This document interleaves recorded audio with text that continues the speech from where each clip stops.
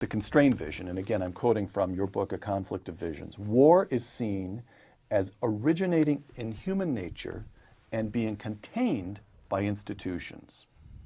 The unconstrained vision.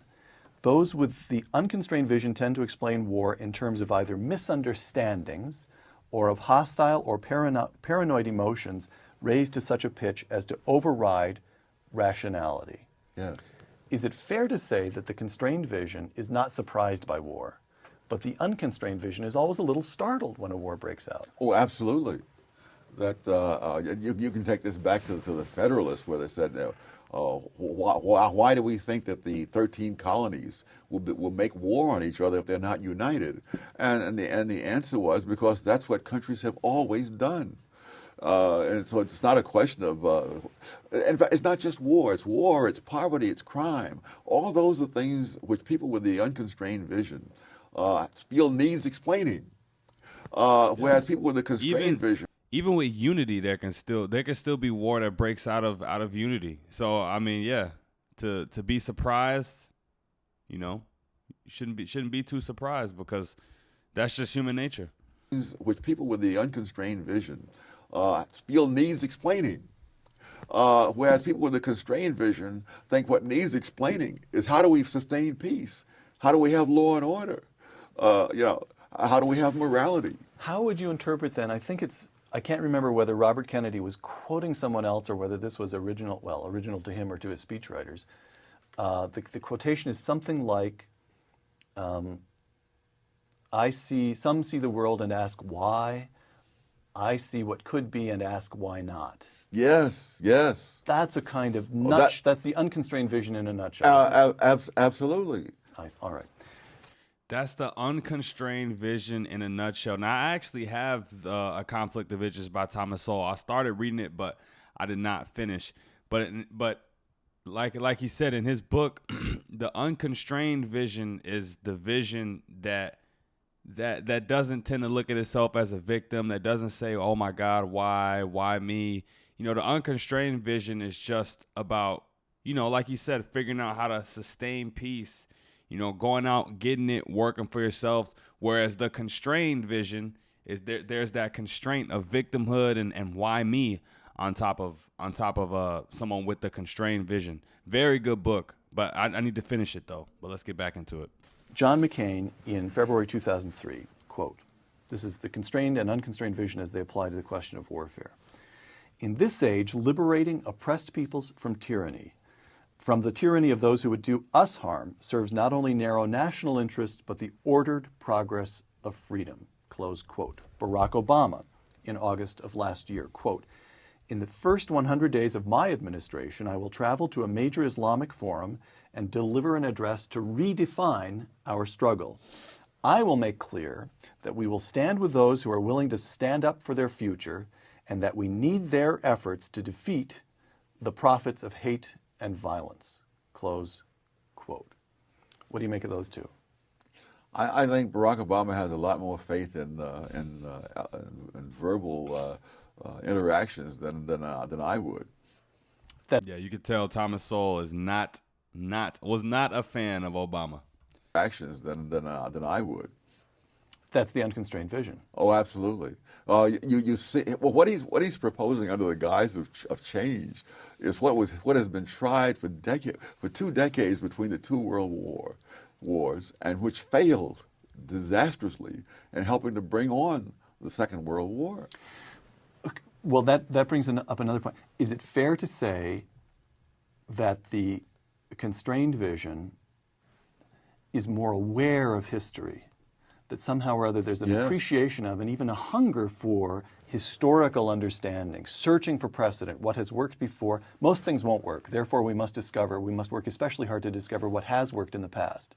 And in the unconstrained vision, is there something, you don't say this in the book, this is a question that on which I'm taking a total flyer here, but is there something almost anti-intellectual about the unconstrained vision? All right, and I just want to correct myself. I gave an example earlier, and I mixed up unconstrained with constrained. He just explained it right there better than I did, so listen to him. An unwillingness to look at the large facts of history. There's an unwillingness to look at the facts of history, and it's anti-intellectual in the sense of intellectual processes. Unfortunately, it's all too characteristic of intellectuals as an occupational category. Between the two world wars, it was the leading intellectuals of the Western world who talked the biggest nonsense. I mean, it was Bertrand Russell who said that Britain should disarm, you know, while Hitler was building up this military machine across the Channel.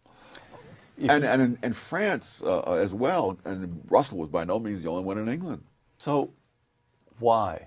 Why would the unconstrained vision prove so particularly appealing to intellectuals? I think we could say, if I said to you, what would you expect a survey of the faculties of the top 100 academic institutions in the United States to show? If we could come up with a set of questions that would show whether the faculty adhere to the constrained or the unconstrained vision, you and I would both expect a huge majority to subscribe to the unconstrained. Oh, absolutely. Right? How come? Why? Why is that appealing to intellectuals?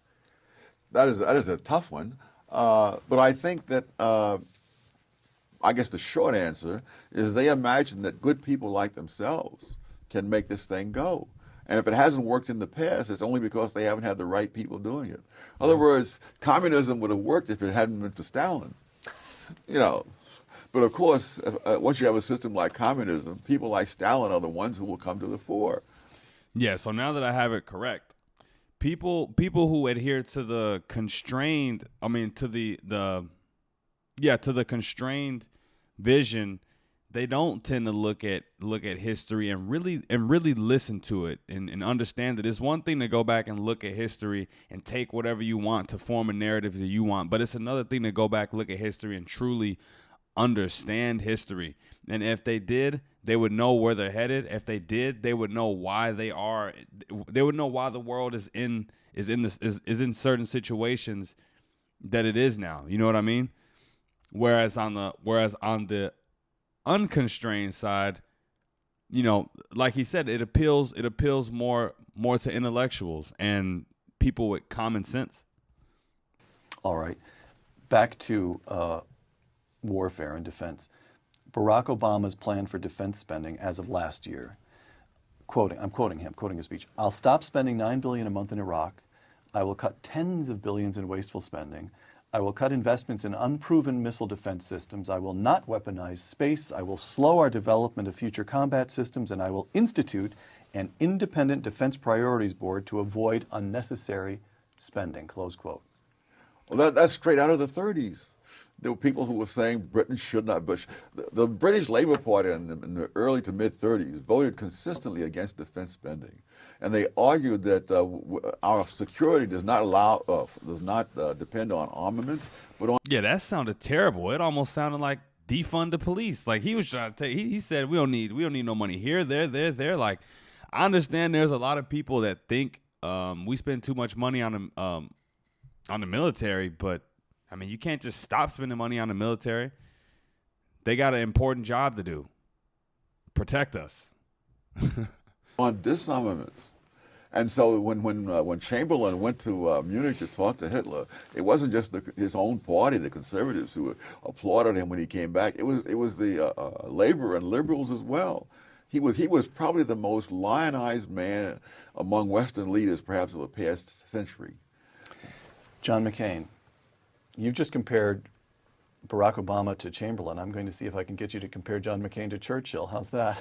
That a little bit harder, but go ahead. All right, I'll take a shot at it. John McCain, it's very hard to find, at least I found it hard to find, an elaborated defense spending plan in McCain's website and campaign proposal. But he has at least at one point advocated an across-the-board federal spending freeze, but accepted defense spending from that freeze. And he would also, this is a quotation from a recent speech, increase the size of the U.S. Army and Marine Corps from the currently planned level of roughly 750,000 troops to 900,000.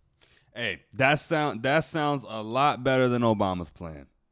That sounds a lot better, bro. Like, let's just be honest, bro. In the comments, whose plan is better? One person, Obama literally said, I'm gutting everything. He said, I'm gutting it. We don't need no more of this. We don't need no more of that. We don't need no more money. I'm gutting it. And McCain said, we're going to bolster these numbers up a little bit. increase the size of the U.S. Army and Marine Corps from the currently planned level of roughly 750,000 troops to 900,000 troops, close quote. So what you get in John McCain, this I think is fair to say, even if I can't find a specific proposal to get you to comment on, the notion that here's federal spending and here's defense spending. And it occupies, because it must, a privileged position within the structure of federal spending.